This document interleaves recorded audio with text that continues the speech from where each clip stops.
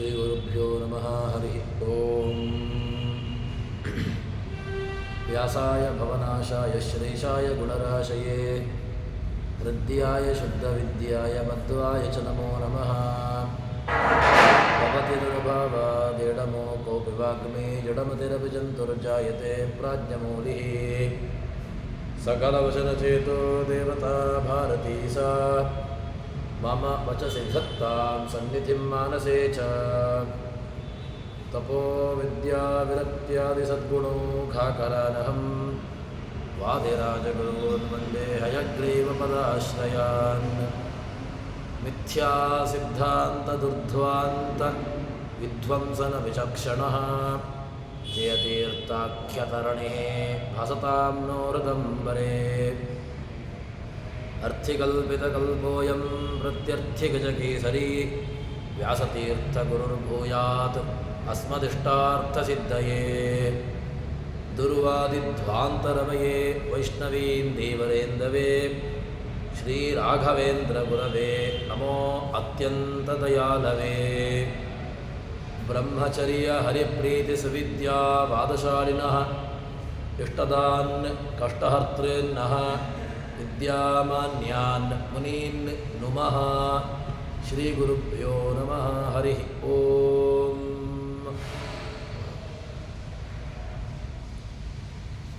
ಶ್ವಾಸ ಜಪಗಳನ್ನು ಪ್ರಾಣದೇವರು ಹಂಸನಾಮಕ ಪರಮಾತ್ಮನ ಜಪವನ್ನು ಎಷ್ಟು ಮಾಡುತ್ತಾರೆ ಎಂಬಂತಹ ಸಂಖ್ಯೆಯನ್ನು ನಮಗೆ ಜಗನ್ನಾಥದಾಸರು ತಿಳಿಸಿಕೊಡ್ತಾ ಇದ್ದಾರೆ. ಭಗವಂತ ಭಾರತೀಶ ಪ್ರಾಣಸ್ಥನಾಗಿ ದಿನಕ್ಕೆ ಒಬ್ಬ ಯೋಗ್ಯನಾಗಿರತಕ್ಕಂತಹ ಅಂದರೆ ಆ ಜೀವರಾಶಿ ಏಕವಿಂಶ ಸಹಸ್ರಾತ್ಮ ಅಂದರೆ 21,600 ಬಾರಿ ಅವನು ತಾನು ಶ್ವಾಸಜಪಗಳನ್ನು ಮಾಡ್ತಾನೆ ಎಂಬಂತಹ ಸಂಖ್ಯೆಯನ್ನು ಹೇಳಿದರು. ಅದಾದ ಮೇಲೆ ಒಂದು ಗಳಿಗೆಗೆ 360 ಶ್ವಾಸಜಪಗಳು. ಅದಾದ ಮೇಲೆ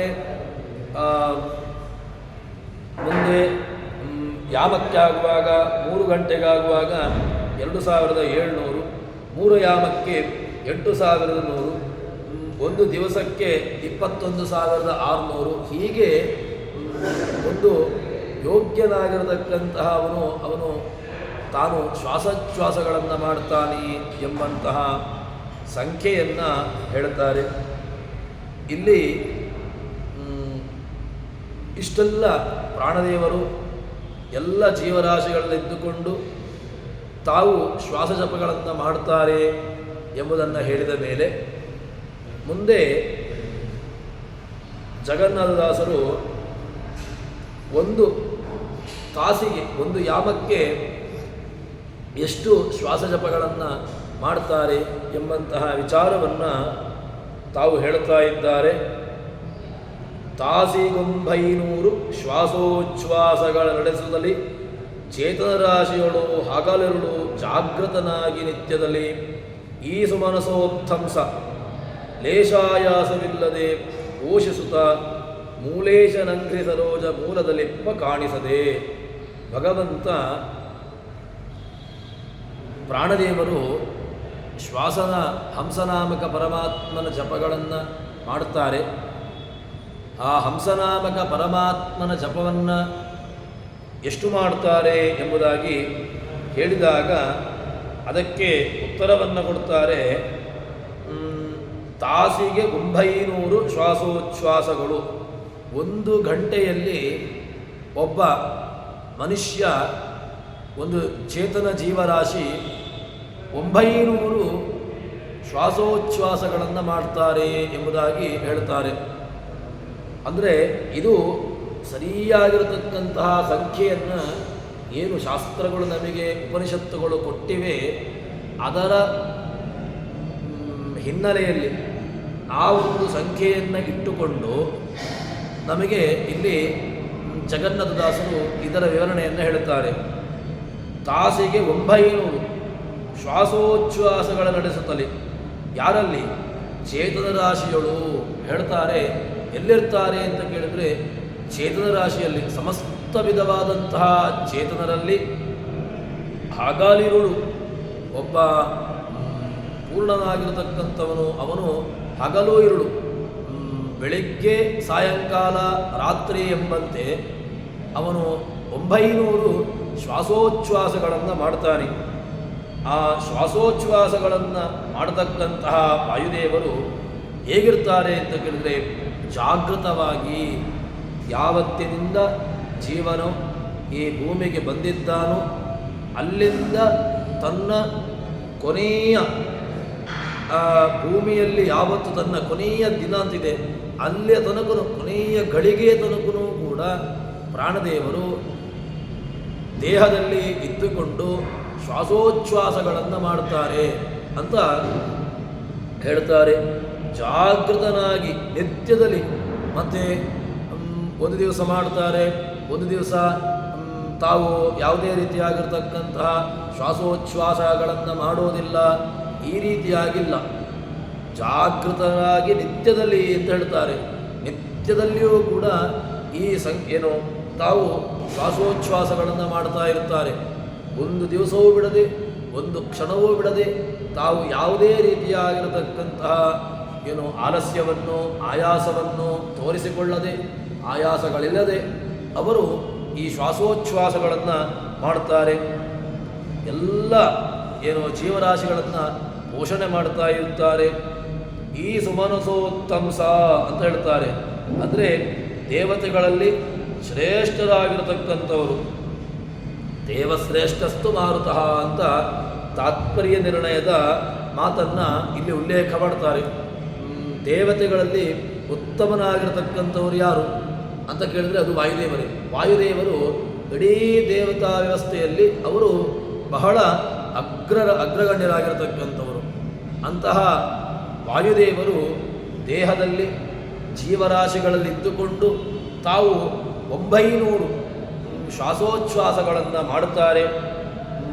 ಎಲ್ಲರನ್ನೂ ಕೂಡ ಪೋಷಣೆ ಮಾಡುತ್ತಾರೆ. ಕಿಂಚಿತ್ತೂ ಕೂಡ ಕ್ಲೇಶವನ್ನು ಅನುಭವಿಸೋದಿಲ್ಲ. ಕ್ಲೇಶದ ಸಂಬಂಧವೇ ಇಲ್ಲ.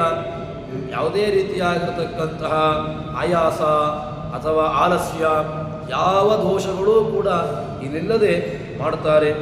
ಮತ್ತು ಎಲ್ಲಿರ್ತಾರೆ ಅಂತ ಕೇಳಿದ್ರೆ ಲೇಷ ಆಯಾಸವಿಲ್ಲದೆ ಪೋಷಿಸುತ್ತಾ ಮೂಲೇಶನಂಗ್ರಿ, ಇಡೀ ಜಗತ್ತಿನೇ ಮೂಲನಾಗಿರತಕ್ಕಂತಹ ನಾರಾಯಣ.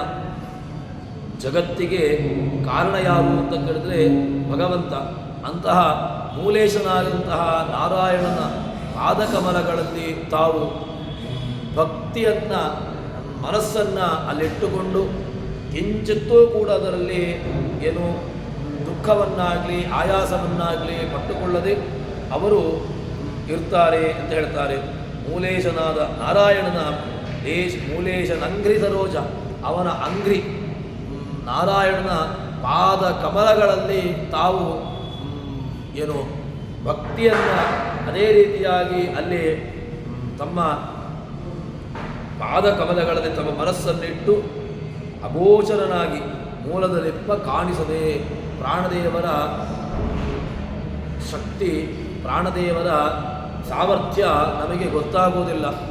ಅಂತಹ ಪ್ರಾಣದೇವರು ದೇಹದಲ್ಲಿದ್ದುಕೊಂಡು ಇಷ್ಟೆಲ್ಲ ತಮ್ಮ ಕಾರ್ಯವನ್ನು ಅಂತಹ ಪವಮಾನ ನಾಮಕನಾದಂತಹ ಭಗವಂತ, ಅದಾದ ಮೇಲೆ ಪವಮಾನ ಹೆಸರಿನಿಂದ ಹೇಳಲ್ಪಡುವಂತಹ ಪ್ರಾಣದೇವರು ಕೂಡ ಅವರು ಇರ್ತಾರೆ ಅಂತ ಹೇಳ್ತಾರೆ. ಇಲ್ಲಿ ಶ್ವಾಸೋಚ್ಛ್ವಾಸವನ್ನು ಎಚ್ಚರಿಸುವುದನ್ನು ಆ ಎಲ್ಲ ಅಪಿಚ ಅನಂತ ಜೀವಾನ ಭವದ್ಭೂತ ಭವಿಷ್ಯತ ಹೃದಿಸಿತ್ವಾ ಪಂಚರೂಪಿ ಯಸ್ಯ ಮಂತ್ರತ್ರಯಂ ಸುಧೀ ಅಹರ್ನಿಶಂ ಚೈಕವಿಂಶತ್ ಸಹಸ್ರಂ ಷಟ್ಶತಾಧಿಕಂ ಯಥಾ ಭವತಿ ಮಾನೇನ ತಥಾ ಅನೂನತಯ ಜಪನ್. ಕಿಂಚಿತ್ತೂ ಕೂಡ ಏನು 21,600 ಎಂಬುದನ್ನು ಒಂದು ಗಂಟೆಗೆ ಅಂದರೆ 24 ಅದನ್ನು ಗಂಟೆಗೆ ನೀವು ಕೂಡಿಸಿದ್ರಿ ಅಂತಾದರೆ ಆವಾಗ ಅದು 900 ನಮಗೆ ಸಂಖ್ಯೆಯನ್ನು ಕೊಡ್ತದೆ. ಹೀಗೆ ವಾಯುದೇವರು ವಿಶೇಷವಾಗಿರತಕ್ಕಂತಹ ಕಾರ್ಯ ವಾಯುದೇವರ ಕಾರುಣ್ಯ, ಭಗವಂತನ ಕಾರುಣ್ಯವನ್ನು ನಾವು ಸ್ಮರಣೆ ಮಾಡಬೇಕು. ಪ್ರಾಣದೇವರ ಕಾರುಣ್ಯವನ್ನು ಕೂಡ ನಾವು ಸ್ಮರಣೆ ಮಾಡಲೇಬೇಕು. ಯಾಕೆ ಅಂತ ಕೇಳಿದ್ರೆ ಪ್ರಾಣಶಕ್ತಿ ಇಷ್ಟೆಲ್ಲ ನಮಗೆ ಏನು ಕರುಣೆಯನ್ನು ಇಷ್ಟೆಲ್ಲ ನಮ್ಮ ದೇಹದಲ್ಲಿದ್ದುಕೊಂಡು ಇಷ್ಟೆಲ್ಲ ಕ್ರಿಯೆಗಳನ್ನು ಮಾಡ್ತಾರೆ ಅಂತಾದರೆ, ಮಾಡಿಸ್ತಾರೆ ಅಂತಾದರೆ ಪ್ರಾಣದೇವರು ಯಾರಲ್ಲಿಯೂ ಕೂಡ ಮಾಡೋದಿಲ್ಲ ಅಂತ ಇಲ್ಲವೇ ಇಲ್ಲ. ಸಾತ್ವಿಕ ಜೀವರಾಶಿಗಳು, ರಾಜಸ ಜೀವರಾಶಿಗಳು, ತಾಮಸ ಜೀವರಾಶಿಗಳು, ಎಲ್ಲ ಜೀವರಾಶಿಗಳಲ್ಲಿಯೂ ಕೂಡ ಎಲ್ಲ ಕಾರ್ಯವನ್ನು ಮಾಡ್ತಾರೆ. ಅಂತಹ ಪ್ರಾಣಶಕ್ತಿ ಈ ಇಷ್ಟೆಲ್ಲ ಕರ್ಮಗಳನ್ನು ಮಾಡ್ತಾರೆ ಅಂತ ಇಲ್ಲಿ ಸುಂದರಕಾಂಡದಲ್ಲಿ ಒಂದು ದೊಡ್ಡ ಪ್ರಾಣದೇವರ ಸಾಮರ್ಥ್ಯವನ್ನು ಅಲ್ಲಿ ವರ್ಣನೆ ಮಾಡ್ತಾರೆ. ಏನು ಅಂತ ಕೇಳಿದ್ರೆ, ಹನುಮಂತನಾಗಿದ್ದಾಗ ಅವರು ಸುಂದರ ಪರ್ವತವನ್ನು, ಆ ಸಂಜೀವಿನಿ ಪರ್ವತವನ್ನು ತರಬೇಕು ಅಂತ ಹೇಳಿಕೊಂಡು ಹೊರಟಾಗ ತಾವು ಹೋದರು. ತಾವು ಅಲ್ಲಿಂದ ಇಡೀ ಪರ್ವತವನ್ನೇ ಎತ್ತಿಕೊಂಡು ಬಂದರು. ಆವಾಗ ಆಚಾರ್ಯ ಮಧ್ವರು ಆ ಹನುಮಂತನ ಸಾಮರ್ಥ್ಯವನ್ನು ವರ್ಣನೆ ಮಾಡ್ತಾರೆ. ನಿಸ್ಸೀಮ ಪೌರುಷ ಬಲಸ್ಯ ಕುತಶ್ರಮೋಸ್ಯ ಅಂತ ಒಂದು ಶಬ್ದವನ್ನು ಹೇಳ್ತಾರೆ. ನಿಸ್ಸೀಮ ಪೌರುಷ ಬಲಸ್ಯ ಕುತಃ ಶ್ರಮ. ಅದ್ಭುತವಾದಂತಹ, ಅತ್ಯದ್ಭುತವಾದಂತಹ ನಿಸ್ಸೀಮ ಪೌರುಷ ಬಲಸ್ಯ, ಪೌರುಷ ಬಲ ಎಷ್ಟೆಲ್ಲ ಸಾಮರ್ಥ್ಯ ಇದೆ ಅಂತ ಕೇಳಿದರೆ, ಅಷ್ಟು ಸಾಮರ್ಥ್ಯವುಳ್ಳಂತಹ ಪ್ರಾಣದೇವರಿಗೆ ನಿಸ್ಸೀಮ ಪೌರುಷ ಬಲಸ್ಯ ಕುತಃ ಶ್ರಮ, ಯಾವ ಕಾರಣದಿಂದಾಗಿ, ಯಾವ ರೀತಿಯಾಗಿರ್ತಕ್ಕಂತಹ ಶ್ರಮ ಎಂಬುದು ಕಿಂಚಿತ್ತೂ ಇಲ್ಲ ಪ್ರಾಣದೇವರಿಗೆ. ಅಲ್ಲೇ ಹಿಂದೆ ಆ ಪರ್ವತವನ್ನು ತಂದರು.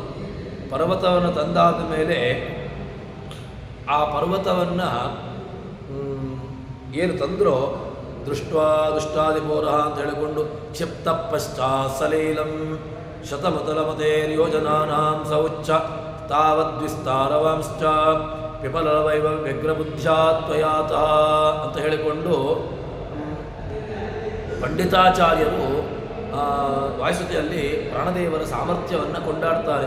ಕ್ಷಿಪ್ತ ಪಶ್ಚಾತ್ ಸಲೀಲಂ, ಅವರು 100 ಯೋಜನ ದೂರದಲ್ಲಿರ್ತಕ್ಕಂತಹ ಏನು ಪರ್ವತವನ್ನು ತಂದರು.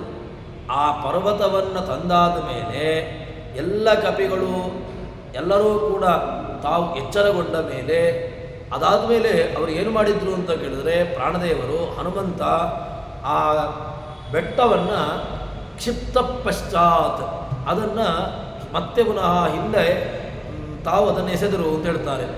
ಎಸೆದಾಗ ಅದು ಎಲ್ಲಿಂದ ಎಷ್ಟು ಯೋಜನದಿಂದ ತಂದಿದ್ರೋ ಅಷ್ಟೇ ಯೋಜನೆ ಹೋಗಿ ಹಿಂದಕ್ಕೆ ಹೋಗಿ ಅದೇ ಸ್ಥಳದಲ್ಲಿ ಸಣ್ಣ ಗುರುತನ್ನೂ ಕೂಡ ತೋರಿಸಿಕೊಳ್ಳದೆ ಆ ಪರ್ವತ ಹೋಗಿ ಸೇರಿಕೊಂಡಿತು ಎಂಬಂತಹ ಸಾಮರ್ಥ್ಯವನ್ನು, ಇದು ಪ್ರಾಣನ ಸಾಮರ್ಥ್ಯವನ್ನು ನಮಗೆ ತಿಳಿಸಿಕೊಡ್ತದೆ.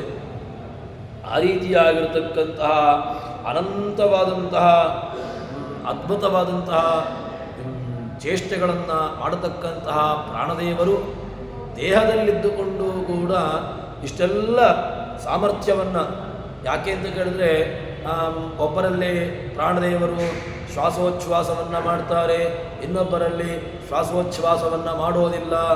ಹೀಗೆ ವಿಭಾಗಗಳಿಲ್ಲವೇ ಇಲ್ಲ. ಪ್ರಾಣದೇವರು ಎಲ್ಲರಲ್ಲಿಯೂ ಕೂಡ ಇದ್ದುಕೊಂಡು ತಾವು ಶ್ವಾಸೋಚ್ಛ್ವಾಸಗಳನ್ನು ಮಾಡಿಯೇ ಮಾಡ್ತಾರೆ. ಸಾತ್ವಿಕ ಜೀವರಾಶಿಗಳಲ್ಲಿಯೂ ಕೂಡ ಶ್ವಾಸೋಚ್ಛ್ವಾಸಗಳು ಇದೆ. ಇನ್ನು ರಾಜಸ ಜೀವರಾಶಿಗಳಲ್ಲಿಯೂ ಕೂಡ ಶ್ವಾಸೋಚ್ಛ್ವಾಸಾದಿಗಳನ್ನು ಮಾಡಿಯೇ ಮಾಡ್ತದೆ. ಇನ್ನು ತಾಮಸ ಜೀವರಾಶಿಗಳಲ್ಲಿಯೂ ಕೂಡ ಶ್ವಾಸೋಚ್ಛ್ವಾಸ ಎಂಬುದು ಇದ್ದೇ ಇದೆ. ಎಲ್ಲರಿಗೂ ಕೂಡ ಸಾಮರ್ಥ್ಯ ಯಾರದ್ದು ಅಂತ ಕೇಳಿದ್ರೆ ಪ್ರಾಣದೇವರಂತೆ. ಪ್ರಾಣದೇವರು ದುರ್ಯೋಧನಾದಿಗಳಲ್ಲಿ ಇದ್ದುಕೊಂಡು ಅಲ್ಲಿ ದ್ವೇಷವನ್ನು ಹುಟ್ಟಿಸ್ತಾರೆ. ಆ ಕಲಿಮೊದಲಾದಂತಹ ಜೀವರಾಶಿಗಳಲ್ಲಿಯೂ ಕೂಡ ಪ್ರಾಣನ ಚಿಂತನೆ ಇದ್ದೇ ಇದೆ. ಪ್ರಾಣದೇವರಿಲ್ಲ ಅಂತ ಅಂದರೆ ಆವಾಗ ಯಾವ ಕಾರ್ಯಗಳು ಕೂಡ, ಯಾವುದೇ ರೀತಿಯಾಗಿರ್ತಕ್ಕಂತಹ ಕ್ರಿಯೆಗಳು ಕೂಡ ಆಗಲಿಕ್ಕೆ ಸಾಧ್ಯವಿಲ್ಲ. ಅದಕ್ಕೋಸ್ಕರವಾಗಿ ಅಂತಹ ಅದ್ಭುತವಾದಂತಹ ಪ್ರಾಣನ ಸಾಮರ್ಥ್ಯವನ್ನು ಇಲ್ಲಿ ನಮಗೆ ತೋರಿಸಿಕೊಡ್ತಾರೆ. ಅಹರ್ನಿಶಂ, ಬೆಳಗ್ಗೆ ರಾತ್ರಿ ಅಂತ ಎಂಬುದಾಗಿ ತಾವು ಏನು 21,600 ಬಾರಿ ಆ ನಮ್ಮ ದೇಹದಲ್ಲಿದ್ದುಕೊಂಡು ತಾವು ಈ ರೀತಿಯಾಗಿರ್ತಕ್ಕಂತಹ ಕ್ರಿಯೆಗಳನ್ನು ಮಾಡ್ತಾರೆ. ಅದೇ ವಿಚಾರವನ್ನು ಬೇಕಾದಷ್ಟು ವಿಚಾರಗಳನ್ನು ಹೇಳ್ತಾರೆ. ಅಂತಹ ವಾಯುದೇವರನ್ನು ಅನಾಯಾಸ, ವಾಯುದೇವರಿಗೆ ಆಯಾಸವನ್ನು ಇಲ್ಲವೇ ಇಲ್ಲ. ಆಯಾಸ ಎಂಬುದು ಯಾವ ಕಾಲಕ್ಕೂ ಕೂಡ ಕಲ್ಪನೆ ಮಾಡಲಿಕ್ಕಿಲ್ಲ. ಈ ರೀತಿಯಾಗಿ ಅವರು ನಮ್ಮಲ್ಲಿ ಶ್ವಾಸೋಚ್ಛ್ವಾಸಾದಿಗಳನ್ನು ಮಾಡ್ತಾರೆ ಎಂಬುದಾಗಿ ಹೇಳಿ, ಅದಾದ ಮೇಲೆ ಅರಿವದೊಂದ್ಯಾಮದೊಳು ಶ್ವಾಸಗಳೆರಡು 1700 ಶರದಹಸ್ತ್ರದ ಮೇಲೆ 400 ದ್ವಿತೀಯಕ್ಕೆ ಮರಳೆಯಾಮತ್ರಯಕ್ಕೆ 10,000 ಮೇಲ್ನೂರೆಣಿಕೆಯಲ್ಲಿ 12 ತಾಸಿಗೆ 10,800 ಒಂದು ದೊಡ್ಡ ಸಂಖ್ಯೆಯನ್ನು ನಮಗೆ ಕೊಡ್ತಾರೆ. ಒಂದು ಯಾಮದಲ್ಲಿ, ಅದೇ 2 ಯಾಮದಲ್ಲಿ, ಅದೇ 3 ಯಾಮಕ್ಕೆ ಇನ್ನು 12 ಯಾಮ. ಈ ರೀತಿಯಾಗಿ ಇದರ ಪೂರ್ಣವಾಗಿರತಕ್ಕಂತಹ ಯಾಮ ಅಂತ ಹೇಳಿದ್ರೆ ಅದು 3 ಗಂಟೆ ಅಂತ ಅರ್ಥ. ನಾವು 3 ಏನು ದೇವದಕ್ಕಾಗುವಾಗ 8 ಯಾಮವನ್ನು ನಾವು ವಿಭಾಗ ಮಾಡುವ. ಆ 8 ಯಾಮದಲ್ಲಿ 21,600 ಏನು ಶ್ವಾಸೋಚ್ಛ್ವಾಸಗಳು ಆಗಿದೆ. ಈ ಶ್ವಾಸೋಚ್ಛ್ವಾಸಗಳು ಒಂದು ಯಾಮದಲ್ಲಿ 2,700, 2 ಯಾಮಕ್ಕಾಗುವಾಗ 5,400, 3 ಯಾಮಕ್ಕಾಗುವಾಗ 8,100.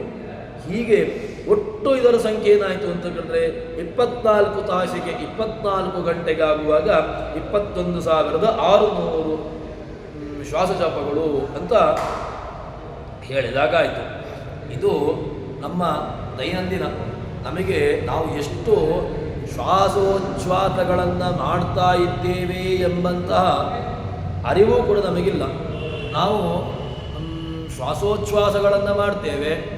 ಆ ಶ್ವಾಸೋಚ್ಛ್ವಾಸಗಳನ್ನು ಮಾಡುವಾಗ ಆ ಶ್ವಾಸೋಚ್ಛ್ವಾಸದ ಸಂಖ್ಯೆ, ಶ್ವಾಸೋಚ್ಛ್ವಾಸಗಳನ್ನು ನಿಯಮನೆ ಮಾಡುವಂತಹ ಶ್ವಾಸೋಚ್ಛ್ವಾಸಗಳು ಹೇಗೆ ಆಗ್ತಾ ಉಂಟು, ಎಲ್ಲ ವಿಚಾರಗಳು ಕೂಡ ನಮಗೆ ಅರಿವಿಗೆ ಬಂದೇ ಇಲ್ಲ. ಅದಕ್ಕೋಸ್ಕರ ಆ ವಿಚಾರವನ್ನು ಏನು ಉಪನಿಷತ್ತುಗಳು ಈ ವಿಚಾರವನ್ನು ತಿಳಿಸಿಕೊಟ್ಟಿವೆ, ಉಪನಿಷತ್ತು ನಮಗೆ ಅರ್ಥ ಆಗುವುದಿಲ್ಲ. ಉಪನಿಷತ್ತು ಅರ್ಥ ಆಗುವುದಿಲ್ಲ ಅಂದಿಟ್ಟುಕೊಂಡು ಉಳಿದಂತಹ ಯಾವ ವಿಚಾರಗಳನ್ನು ಕೂಡ ನಾವು ಅದರ ಹತ್ತಿರಕ್ಕೆ ಹೋಗೋದಿಲ್ಲ. ಆದರೆ ಜಗನ್ನಾಥದಾಸರು ನಮಗೆ ಈ ಸಂಖ್ಯೆಯನ್ನು ತುಂಬ ಆನಂದವಾಗಿ ಹೇಳ್ತಾರೆ. ಯಾವ ವೈದ್ಯರೂ ಕೂಡ ನಮಗೆ ಈ ಸಂಖ್ಯೆಯನ್ನು ಹೇಳೋದಿಲ್ಲ. ವೈದ್ಯರಿಂದಲೂ ಕೂಡ ಗೊತ್ತಾಗದೇ ಇರತಕ್ಕಂತಹ ಸಂಖ್ಯಾ ವಿಚಾರವನ್ನು ಎಷ್ಟು ಲೀಲಾಜಾಲವಾಗಿ ಅನಾಯಾಸವಾಗಿ ನಾವು ದೇಹದಲ್ಲಿದ್ದುಕೊಂಡು ಶ್ವಾಸೋಚ್ಛ್ವಾಸಗಳನ್ನು ಅದೇ ರೀತಿಯಾಗಿ ಬೇರೆ ಬೇರೆ ಕ್ರಿಯೆಗಳನ್ನು ಮಾಡ್ತೇವೆ ಎಂಬಂತಹ ವಿಚಾರವನ್ನು ಹೇಳ್ತಾರೆ ಜಗನ್ನಾಥದಾಸರು. ಅರಿವದೊಂದ್ಯಾಮಗಳು 2,700 ಅಂತ ಒಂದು ಸಂಖ್ಯೆ. ಅದರಲ್ಲಿ 2 ಯಾಮಕ್ಕಾಗುವಾಗ 5,400 ಸಂಖ್ಯೆಗಳು, ಒಟ್ಟು ಶ್ವಾಸೋಚ್ಛ್ವಾಸಗಳು. ಅದಾದ ಮೇಲೆ 3 ಯಾಮದಲ್ಲಿ ಆಗುವಾಗ 8,100. ಹೀಗೆ 12 ತಾಸಿಗೆ 12 ಗಂಟೆಗಾಗುವಾಗ 10,800.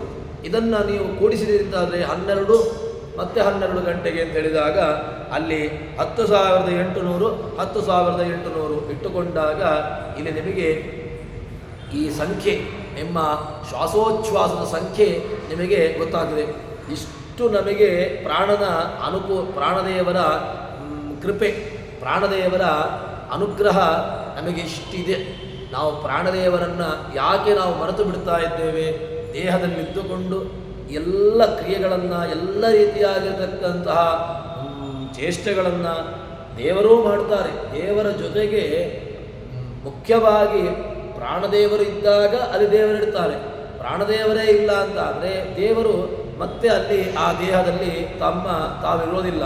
ಅದೇ ರೀತಿಯಾಗಿ ಪ್ರಾಣನ ಚಿಂತನೆ ಅತೀ ಅವಶ್ಯಕವಾದದ್ದು ಎಂಬುದನ್ನು ನಾವು ತಿಳಿದುಕೊಳ್ಳಬೇಕು.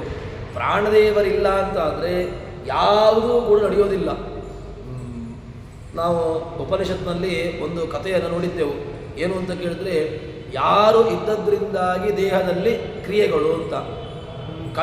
ಕಣ್ಣಿನ ದೇವತೆ, ಕಿವಿಯ ದೇವತೆ, ಕೈಯ ದೇವತೆ, ಕಾಲಿನ ದೇವತೆ, ಮೂಗಿನ ದೇವತೆ, ಇವರೆಲ್ಲರೂ ಕೂಡ ಇದ್ದರೂ ಕೂಡ ದೇಹದಲ್ಲಿ ಚೇಷ್ಟೆ ಇಲ್ಲ.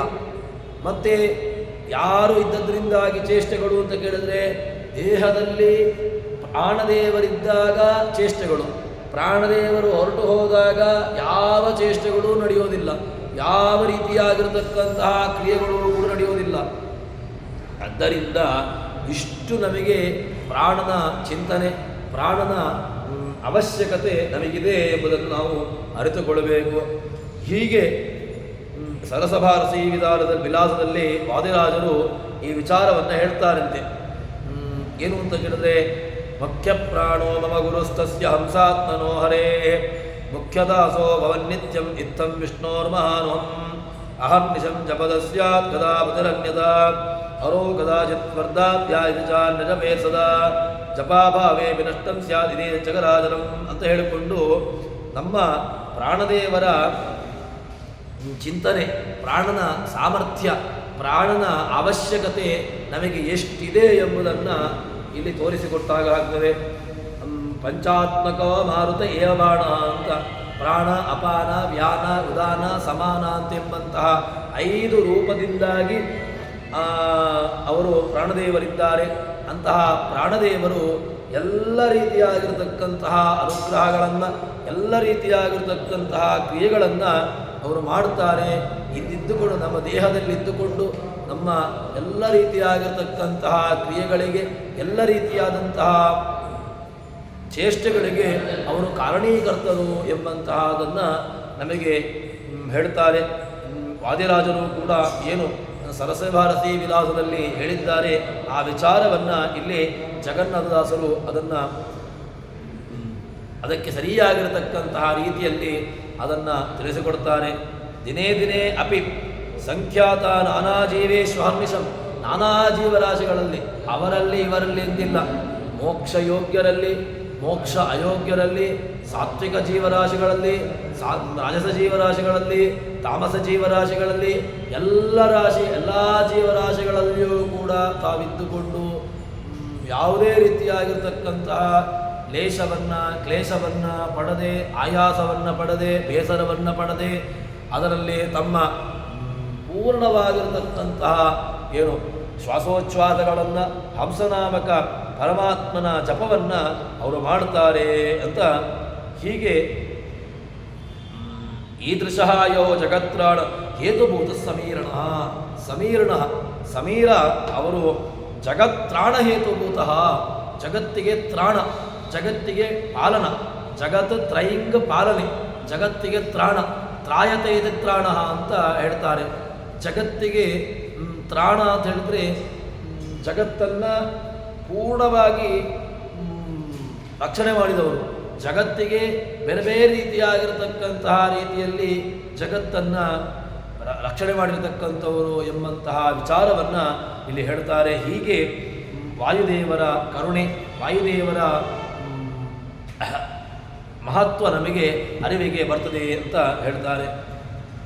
ಇದನ್ನೇ ಮುಂದೆ ಏನು ವಿಚಾರವನ್ನು ಪ್ರಾತರ್ಯೋಗೋ ಮಹಾನಯಂ ಅಂತ ಹಿಂದೆ ಆಚಾರ್ಯ ಮಧ್ವರು ಏಕವಿಂಶತ್ ಸಹಸ್ರಾತ್ಮ ಸಹರ್ಷತ ಮಹರ್ನಿಶಂ ಅರ್ಪಣೀಯೋ ಹರೋ ನಿತ್ಯಂ ಪ್ರಾತರ್ಯೋಗೋ ಮಹಾನಯಂ ಅಂತ ಒಂದು ಪ್ರಾತರ್ಯೋಗ ಅಂತ ಹೇಳಿದ್ದಾರೆ, ಮುಖ್ಯವಾಗಿರತಕ್ಕಂತಹದ್ದು ಅಂತ. ಅದನ್ನು ಆ ಸಂಖ್ಯೆಯನ್ನು ಇಲ್ಲಿ ಹೇಳ್ತಾರೆ. ಏನು 1 ದಿನಗಳು ಅನಿಲ 21,000 ಮುಕುಂದನಾಜ್ಞದಿ ಮಾಡಿಸಿ ಲೋಕಗಳ ಪೊರೆವ. ಮುಕುಂದನ ಆಜ್ಞೆ, ಭಗವಂತನ ಆಜ್ಞೆ. ವಾಯುದೇವರು ದೇಹದಲ್ಲಿದ್ದುಕೊಂಡು 21,600 ಬಾರಿ ಅವರು ಶ್ವಾಸೋಚ್ಛ್ವಾಸಗಳನ್ನು ಮಾಡ್ತಾರೆ ಅಂತ ಹೇಳಿದರು. ಹೇಗೆ ಮಾಡ್ತಾರೆ ಅಂತ ಕೇಳಿದ್ರೆ ಅದನ್ನೇ ಜಗನ್ನಾಥದಾಸರು ಹೇಳ್ತಾರೆ. ಒಂದು ದಿನಗಳು ಅನಿಲ 21,600 ಸಂಖ್ಯೆಯಲ್ಲಿ ಅವರು ಏನು ಶ್ವಾಸೋಚ್ಛ್ವಾಸಗಳನ್ನು ಮಾಡ್ತಾರೆ. ಇದು ಹೇಗೆ ಯಾರಿಂದ ಆಗಿ ಮಾಡಿಸ್ತಾರೆ, ಯಾರ ಆಜ್ಞೆ ಅಂತ ಕೇಳಿದ್ರೆ ಮುಕುಂದನ ಆಜ್ಞದಿ.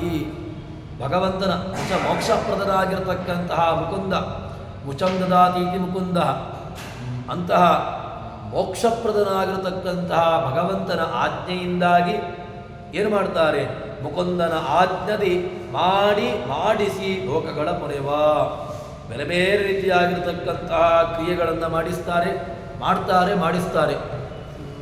ವಾಯುದೇವರು ಎಲ್ಲ ಜೀವರಾಶಿಗಳಲ್ಲಿ ಪ್ರವೇಶವನ್ನು ಮಾಡಿ ಆ ಎಲ್ಲ ಜೀವರಾಶಿಗಳಲ್ಲಿಯೂ ಕೂಡ ಈ ಏನು ಶ್ವಾಸೋಚ್ಛ್ವಾಸಗಳನ್ನು ಮಾಡಿಸ್ತಾರೆ. ಶ್ವಾಸೋಚ್ಛ್ವಾಸ ಎಂಬುದು ನಾವು ಹೇಳಿದಂತಹ ರೀತಿಯಲ್ಲಿ ಇರೋದಿಲ್ಲ. ಶ್ವಾಸೋಚ್ಛ್ವಾಸ ಆಗಬಾರದು ಅಂತ ಹೇಳಿದ ತಕ್ಷಣ ನಿಲ್ಲಿಕ್ಕೂ ಸಾಧ್ಯ ಇಲ್ಲ. ಅಥವಾ ನಾನು ಶ್ವಾಸೋಚ್ಛ್ವಾಸವನ್ನು ಪ್ರಾಣದೇವರು ಯಾವುದೋ ಒಂದು ದಿವಸ ಮಾಡ್ತಾರೆ, ಇನ್ನೊಂದು 2 ದಿವಸ ನಿಲ್ಲಿಸ್ತಾರೆ, ಹೀಗೂ ಕೂಡ ವ್ಯವಸ್ಥೆಗಳಿಲ್ಲ. ಪ್ರಾಣದೇವರು ನಾವು ಯಾವತ್ತು ಈ ಭೂಮಿಗೆ ಬಂದಿದ್ದೇವೆಯೋ ಅಲ್ಲಿಂದ ಈ ಜೀವನ ಯಾವುದೋ ದಿವಸ ಅಂತ್ಯ ಇದೆ, ಅಲ್ಲಿಯ ತನಕ ತಮ್ಮ ಕಾರ್ಯವನ್ನು ತಾವು ಮಾಡ್ತಲೇ ಇರ್ತಾರೆ. ಹಂಸನಾಮಕ ಪರಮಾತ್ಮನ ಜಪವನ್ನು ಮಾಡ್ತಲೇ ಇರ್ತಾರೆ. ಮಾಡುವಂತಹದ್ದು ಅವರು ಯಾರಿಗೋಸ್ಕರ ಮಾಡ್ತಾರೆ ಅಂತ ಕೇಳಿದರೆ ಒಂದು ಜೀವನ ಸಾಧನೆಗೋಸ್ಕರವಾಗಿ ಇಟ್ಟುಕೊಳ್ಳಿ. ಆದರೆ ಭಗವಂತನ ಆಜ್ಞೆ ಮತ್ತು ಅದೊಂದು ಹಂಸನಾಮಕನಾದಂತಹ ಭಗವಂತನ ಜಪ, ಅವರಂತೂ ಪ್ರಾಣದೇವರಂತೂ ಅದನ್ನು ತಾವು ನಿಷ್ಠೆಯಿಂದ ಮಾಡ್ತಾರೆ. ಪ್ರಾಣದೇವರಿಗೆ ಇದರಲ್ಲಿ ಯಾವ ರೀತಿಯಾದಂತಹ ಒಂದು ಬೇಸರವೋ ಅಥವಾ ಆಯಾಸವೋ ಅಥವಾ ಕ್ಲೇಶವೋ ಏನೂ ಇಲ್ಲ. ತಾವು ತಮ್ಮ ಕಾರ್ಯವನ್ನು ನಿಷ್ಠೆಯಿಂದ ಮಾಡ್ತಾರೆ. ನಾವು ಮಾತ್ರ ಇದನ್ನು ಮರೆತು ಬದುಕ್ತಾ ಇದ್ದೇವೆ.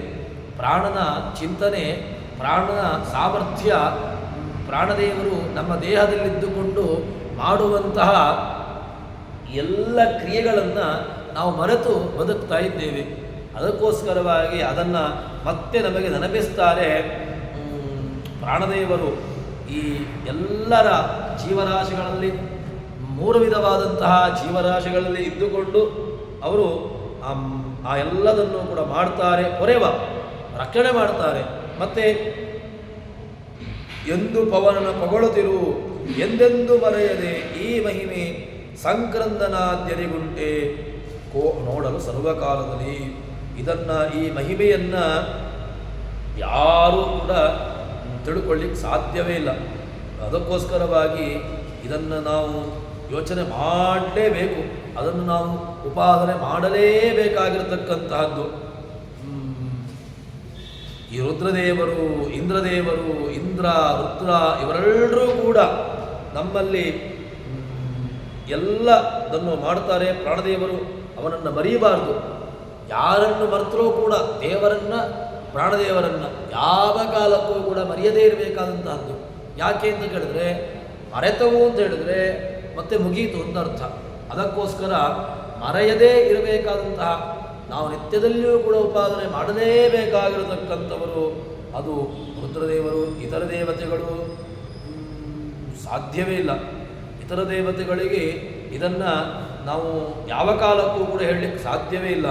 ಸಂಕ್ರಂದನಾದ್ಯರಿಗುಂಟೆ ನೋಡಲು ಸರ್ವಕಾಲದಲ್ಲಿ, ಯಾವ ಕಾಲದಲ್ಲಾದರೂ ಕೂಡ ಇತರ ದೇವತೆಗಳಿದನ್ನು ನಾವು ತಿಳ್ಕೊಳ್ಳಿಕ್ಕೆ ಸಾಧ್ಯವೇ ಇಲ್ಲ. ಅದಕ್ಕೋಸ್ಕರ ಪ್ರಾಣನ ಚಿಂತನೆ, ಪ್ರಾಣನ ಸಾಮರ್ಥ್ಯ, ಪ್ರಾಣನ ಮಹಿಮೆ ಇದು ಅತೀ ಅವಶ್ಯಕವಾಗಿ ನಾವು ತಿಳ್ಕೊಳ್ಳಲೇಬೇಕು. ಇತರ ದೇವತೆಗಳಿಗೆ ನಿರಂತರವಾಗಿ ಶ್ವಾಸಜಪವನ್ನು ಮಾಡುವಂತಹದ್ದು ಅಸಾಧ್ಯ. ಅದಕ್ಕೋಸ್ಕರ ಪ್ರಾಣದೇವರಿಗೆ ಮಾತ್ರ ಇಷ್ಟು ಅದ್ಭುತವಾದಂತಹ ಸಾಮರ್ಥ್ಯ, ಇಷ್ಟು ಅದ್ಭುತವಾದಂತಹ ಮಹಿಮೆ ಅದು ಪ್ರಾಣದೇವರದ್ದು ಎಂಬಂತಹ ವಿಚಾರವನ್ನು ಹೇಳ್ತಾರೆ.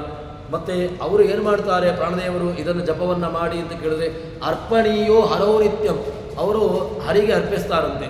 ಅರ್ಪಣೀಯೋ ಹರೋ ನಿತ್ಯಂ ಪ್ರಾತರ್ಯೋಗೋ ಮಹಾನಯಂ, ಇದೊಂದು ಯೋಗ, ಇದೊಂದು ಯೋಗ ಎಂಬಂತಹ ರೀತಿಯಲ್ಲಿ ಅವರು ಇದನ್ನು ತೋರಿಸ್ತಾರೆ, ಇದನ್ನು ಮಾಡ್ತಾರೆ. ಯಾವ ಕಾಲಕ್ಕೂ ಕೂಡ ತಾವು ಅದರಲ್ಲಿ ಹಿಂದಕ್ಕೆ ಸರಿಯೋದೇ ಇಲ್ಲ. ತಮ್ಮ ಕಾರ್ಯದಲ್ಲಿ ಯಾವುದೇ ರೀತಿಯಾಗಿರತಕ್ಕಂತಹ ರಾಜಿಯನ್ನು ಮಾಡಿಕೊಳ್ಳೋದಿಲ್ಲ.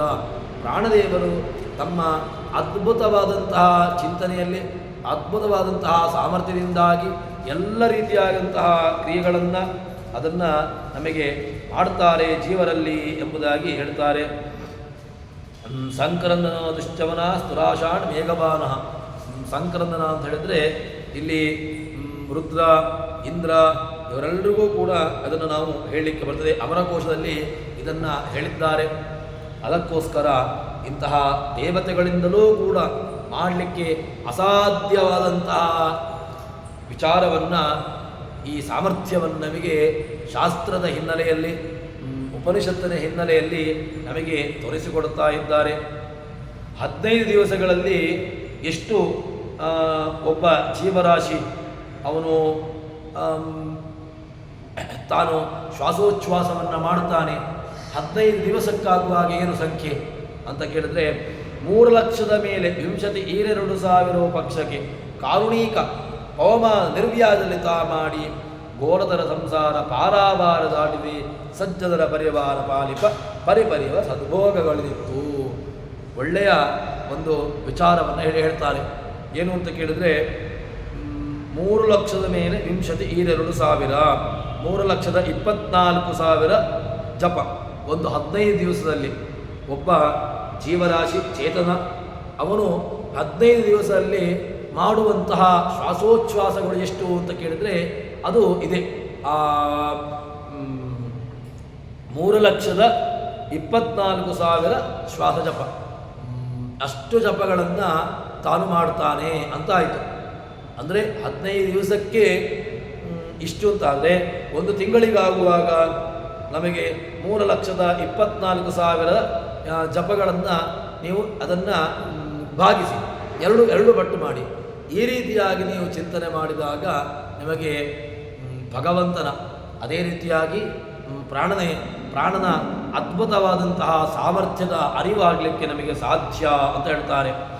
3,00,000 ಮೇಲೆ 22,000 ಪಕ್ಷಕ್ಕೆ ಕಾರುಣೀಕ ಪವಮಾನ.